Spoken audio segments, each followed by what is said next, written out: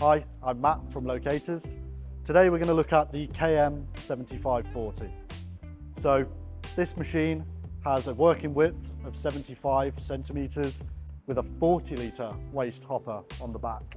Again, operating a two-brush system, so you have a main cylindrical brush on the inside and then a side sweeping brush on the front end. Machine operates on a battery system, so nice traction gel battery inside, decent run times. You're looking at about 2.5 hours. Machine comes with a filtration system and it can be operated in the dry and in the wet.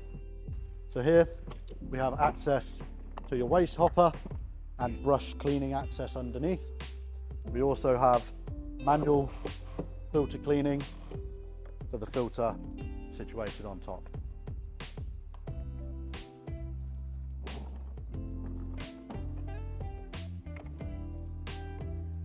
On the front, we have access to the battery bay, where you also have your onboard charging system and a twin battery system in there.